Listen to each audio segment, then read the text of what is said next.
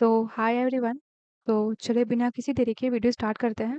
Video में basically हम लोग दो स्टॉक के ऊपर बात करेंगे। फंडामेंटल तो देखेंगे, उसका साथ साथ ये भी देखेंगे कि what is the point where we have to buy या फिर एक्यूमुलेट करने के बारे में सोच सकते हैं। ठीक है, तो वो सारा कुछ भी डिस्कस करेंगे इन दिस वीडियो। अब वन बाय वन आगे चलते हैं और पहली कंपनी का हम लोग फंडामेंटल क्या क्या है वो देख लेते हैं एक बार। तो यहाँ देखिए उसका जो मार्केट कैप है वो 6,519 करोड़ का है टोटल मार्केट कैप। तभी अभी स्मॉल स्केल की कंपनी है। बाकी पी की बात करें तो अभी ये जिस पी पे ट्रेड हो रहा है वो है 37.5। बाकी इंडस्ट्री की पी है वो 36.1 है। रिटर्न ऑन इक्विटी की बात करें तो वो है 11.4%। और रिटर्न ऑन कैपिटल एम्प्लॉयड की बात करें तो वो है 14.7% के आसपास। डेट यू कैन कंसिडर कि बिल्कुल ही वर्चुअली डेट फ्री कंपनी है ये। डेट ओनली 0.08% का है। ठीक है, अब किस प्राइस पे ये ट्रेड हो रहा है तो वो है 590 रुपए। अब कौन सी कंपनी है तो वो है प्रिंस पाइप्स एंड फिटिंग। ये कंपनी को मैंने क्यों चूज किया है, क्योंकि ये बेसिकली एक इंटीग्रेटेड पाइपिंग सॉल्यूशंस है और एक मल्टी पॉलीमर मैन्युफैक्चरर भी है। तो अभी आप देख रहे होंगे कि जितना भी इंफ्रास्ट्रक्चर का काम हो रहा है वो चाहे अर्बन हो या फिर रूरल हो, हर जगह ये सारी जो कंपनियां हैं जैसे पाइप्स की कंपनियां हो गई, सीमेंट्स की कंपनियां हो गई, they are the companies which are catering to the infrastructure industry. ठीक है, बिना ये सारे कंपनीज के कोई भी इंफ्रास्ट्रक्चर पूरे तरीके से काम नहीं हो पाएगा वहाँ पे। ठीक है, तो अगर आपके हर जगह डेवलपमेंट हो रहा है इन टर्म्स ऑफ इंफ्रास्ट्रक्चर, तो ज़रूर से ये सारी कंपनियाँ ग्रोथ है इसका सारी कंपनियों में। तो इसके लिए मैंने इस कंपनी को चूज़ किया है, क्योंकि अभी कुछ साल में देखिए ये जो पाइप्स वाला और फिटिंग्स वाली जितनी भी कंपनियाँ थी, थोड़ा-सा स्लो डाउन दिख रहा था सब में, ऑलमोस्ट 1 2-3 साल से। लेकिन अगेन अभी ये सारी कंपनियाँ वापस से फॉर्म में आने वाली हैं, तो you can consider this companies the coming years. ठीक है? अब यहाँ देखिए आपको पिक्चर में दिख रहा होगा, पाइप्स का तो मैन्युफैक्चरिंग करती ही है, साथ-साथ अलग-अलग काइंड ऑफ फिटिंग्स हो गई, ये सारा चीज़ भी ये लोग मैन्युफैक्चर करता है। तो इनका जो पीवीसी सेगमेंट है वहाँ का मार्केट शेयर की बात करें तो ऑलमोस्ट 5% का मार्केट शेयर है इन पीवीसी। बाकी this company is one of the top 6 players in this pipe and fitting वाला जो इंडस्ट्री है उसमें। प्रेजेंस की बात करें तो more than 100 retail touch point है in terms of touch point in tier 2 and tier 3 market में। और इनका टोटल 7 प्लांट है इन दी अलग-अलग लोकेशन इन इंडिया, जो जहाँ पे मैन्युफैक्चरिंग का काम होता है। और अपना मैन्युफैक्चरिंग कैपेसिटी को बढ़ाने के लिए अभी इन्होंने एक नया लैंड एक्वायर किया है कुछ साल पहले ही इन बिहार, अ, जहाँ पे कुछ दिन पहले आई थिंक कुछ महीने पहले भूमि पूजन वगैरह भी हुआ था। तो वहाँ पे भी मैन्युफैक्चरिंग स्टार्ट हो जाएगा फाइनेंशियल ईयर 2025 क्वार्टर 4 तक, मतलब ऑलमोस्ट 1 साल में। अभी वहाँ पे काम चल रहा है और 1 साल लगेगा ऑलमोस्ट वहाँ पे पूरा फुल प्रूफ मैन्युफैक्चरिंग स्टार्ट होने में। ठीक है, अब उन्होंने बिहार में क्यों अपना प्लांट लगाया है, to cater the demands of north east India का। तो नॉर्थ ईस्ट इंडिया का जितना भी डिमांड आता है उसको कैटर करने के लिए they are establishing this plant. ठीक है, अब ये तो रहा इसके बारे में। बाकी इन्होंने अभी रिसेंटली प्रपोज किया था to increase the capex from 150 crore to 220 crore. मतलब दे आर वर्किंग हार्ड कि इनका ग्रोथ हो in terms of profit and revenue. ठीक है, बहुत ही ज़्यादा मेहनत कर रहे हैं and they are really working hard. इन्होंने ऑलमोस्ट मार्च में एक कंपनी को एक्वायर भी किया था, एक्वेल नाम का एक ब्रांड है उसको। और अ, उसके साथ काम भी कर रहे हैं अभी ये लोग। अब बात करें आगे इसके शेयर होल्डिंग पैटर्न की, तो देखिए इसका जो प्रमोटर ने इस कंपनी में उनका टोटल होल्डिंग है 60.94 के आसपास। म्यूचुअल फंड वाले लोगों ने यहाँ देखिए मोर देन 60% का होल्डिंग ले रखा हुआ है। रिटेल की बात करें हमारे और आप जैसे लोगों ने भी यहाँ पे होल्डिंग ले रखा है 14.25% का। एफआईएस ने भी यहाँ पे 6.44 का स्टेक ले रखा है और डीआईएस ने भी यहाँ पे 2.25 का स्टेक ले रखा है। ठीक है, तो ये एक रिसेंट आपको यहाँ पे शेयर होल्डिंग पैटर्न दिख रहा होगा।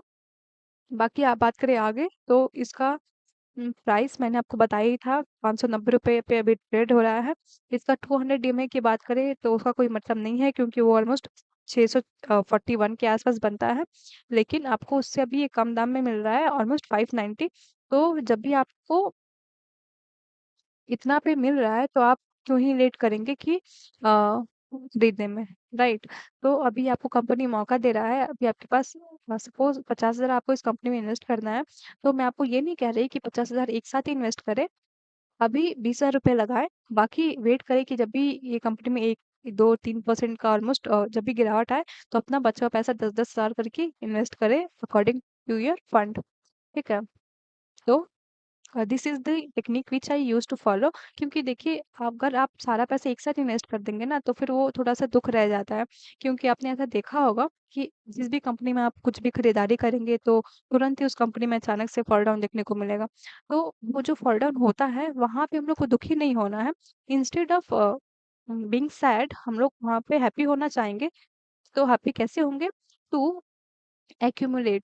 तो अगर हम लोग सारा पैसा उस पॉइंट पे अगर 50,000 रुपए लगा देते, तो हम लोग को मौका नहीं मिलता वापस से खरीदारी करने का। तो अगर क्योंकि हम वहाँ पे 20,000 रुपए ही लगा के रखा हुआ है, तो जब भी वो नीचे आएगा तो हमारे पास और भी फंड है, क्योंकि हमने पहले से ही सोच के रखा हुआ है कि वो शेयर नीचे आएगा तो हम लोग और उसमें खरीदारी करेंगे। ठीक है? तो इस तरीके से आप अपने जो भी प्राइस पे आपने खरीदा हुआ रहता है, उसको आप बहुत ही अच्छे तरीके से एक एवरेजिंग कर पाते हैं, और आपको एक अच्छा एवरेजिंग करके दे पाता है ऐसा टेक्निक। ठीक है? तो अ, बाकी this is my technique. If you are not comfortable, then definitely आप अपने टेक्निक या फिर अपना जो भी प्रोसेस है उसको फॉलो कर सकते हैं। और एक चीज, हम लोग ये वीडियो में जो भी स्टॉक के ऊपर बात कर रहे हैं या फिर कुछ भी चीज को लेके बात कर रहे हैं, this is only for educational purpose. इसमें मैं किसी भी स्टॉक या फिर शेयर खरीदने के बारे में नहीं कह रही। Before investing your money, please take suggestions of your financial advisor, और उसके बाद ही इन्वेस्ट करें। ये वीडियो बस एजुकेशनल पर्पस के लिए ही है। ठीक है? तो चलते हैं अब हम लोग दूसरे स्टॉक के ऊपर। तो इसका देखिए, टोटल मार्केट कैप है 4,75,777 करोड़ का। बात करें पीई की, तो जिस पी पे ट्रेड हो रहा है वो है 29। इंडस्ट्री पी की बात करें वो तो है 36। रिटर्न ऑन इक्विटी की बात करें तो वो 23.3% के आसपास है। और रिटर्न ऑन कैपिटल एम्प्लॉयड आपको 29%, ऑलमोस्ट 30% के आसपास दिख रहा है। ठीक है? डेट तो इसमें बिल्कुल ही ना के बराबर है, क्योंकि कंपेयर करें इसके मार्केट कैप से, तो ये बिल्कुल ही नेग्लिजिबल है। अब ये किस प्राइस पे ट्रेड हो रहा है? तो वो है 1753 रुपए। ठीक है? कौन सी कंपनी है? तो वो है HCL टेक्नोलॉजीज। अब मैंने HCL टेक्नोलॉजीज को क्यों चूज किया है? Because this is a leading global IT services company, and it also ranked among the top 5 Indian IT services company in terms of revenue. ठीक है? ये अभी आपको शायद दिखा होगा, पिछले कुछ साल से आईटी जो कंपनियां हैं वो बहुत अच्छा परफॉर्म नहीं की है, बिकॉज ऑफ जो मिडिल ईस्ट में इतना सारा दिक्कत हो रहा था, वॉर का सिचुएशन था, इसराइल फिर हमास फिलिस्तीन, ये सारा जो भी चीज़ हो रहा था, तो बहुत ज़्यादा टेंशन था। वो यूएस की बात करें या फिर यूरोप की बात करें, अलग अलग मिडिल ईस्ट की जितनी भी कंट्रीज है, वो सारे कंट्रीज में, तो उसकी वजह से हमारी इंडियन जो आईटी कंपनियां हैं, वो सारी आईटी कंपनियों पे बहुत नेगेटिव इम्पैक्ट डाला वो सिचुएशन। बिकॉज जो आईटी कंपनियां हैं उनका मोर देन 50, ऑलमोस्ट 60, 70, 80% का जो रेवेन्यू आता है, वो बाहर देश से ही आता है। लाइक यूएस हो गई, यूरोप हो गई, ये सारी कंट्रीज से ही हमारा सारा रेवेन्यू आता है। तो अगर ये कंट्रीज ही अगर किसी वॉर में या फिर किसी भी नेगेटिव चीज में इंगेज रहेंगी, तो we are the one who are getting affected. ठीक है? तो ठीक है, अभी सारा कुछ नॉर्मल स्टेबल मोड में आ गया है।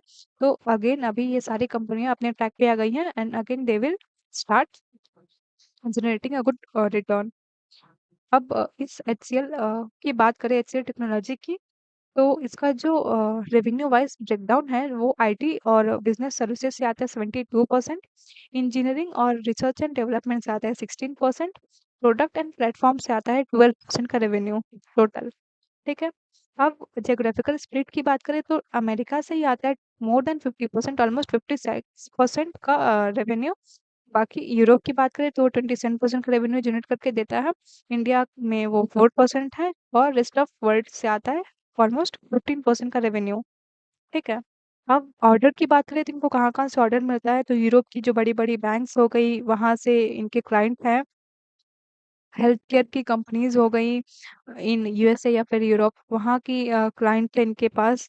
बाकी यूरोप बेस्ड जो लीडिंग कंज्यूमर ग्रुप्स हैं और रिटेल कंपनियाँ हैं, वो सारी भी इनकी क्लाइंट्स हैं। और different kind of health and biosciences की जो कंपनियाँ हैं इन यूएसए और यूरोप और रेस्ट ऑफ द वर्ल्ड, वो सारी जगह से भी इनके क्लाइंट्स हैं। ठीक है। अब ये तो रही सारी बातें इस कंपनी के बारे में। बाकी बात करें इसके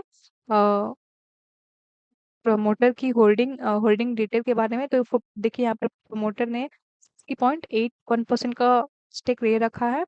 एफआईएस ने भी यहाँ पे 18.45% का होल्डिंग ले रखा है। म्यूचुअल फंड वाले लोगों ने 8.53% का स्टेक ले रखा है। बात करें डीआईस की, तो उन्होंने भी 7.23% का स्टेक ले रखा है। और हमारे और आप जैसे लोग रिटेल कैटेगरी का जो सेगमेंट है, उन्होंने 4.9% का होल्डिंग ले रखा है। तो again this is a decent share holding pattern which we are seeing right now. बात करें आगे, तो जिस प्राइस पे ट्रेड हो रहा है मैंने आपको बताया ही, 1749 रुपये वो प्राइस है। और अभी ये इसका जो 200 डीएमए है वो ऑलमोस्ट 1476 रुपये है। तो जब भी आपको 1400 या फिर ठीक है 1500 के भी आसपास मिले, तो यू कैन कंसिडर कि this is a good buying zone where you can accumulate या फिर get a fresh entry in this share। ठीक है। तो बस आज के लिए इतना ही। और अगर आपको कोई भी क्वेश्चन है, if you want to ask something या फिर कुछ भी चीज़ आपको नहीं समझ में आया हो, तो डेफिनेटली आप कमेंट करके पूछ सकते हैं, और you can mail me on this email ID. बाकी मिलेंगे हम लोग नेक्स्ट वीडियो में। और इन दैट वीडियो ऑल्सो हम लोग दो स्टॉक के ऊपर बात करेंगे। दोनों स्टॉक अगेन फंडामेंटली बहुत ही ज़्यादा स्ट्रांग है, और उनका क्या क्या बाइंग जोन है that will also discuss in the next video. ठीक है। तो बस आज के लिए इतना ही, मिलेंगे हम लोग नेक्स्ट वीडियो में। तब तक के लिए bye bye, take care and happy nesting.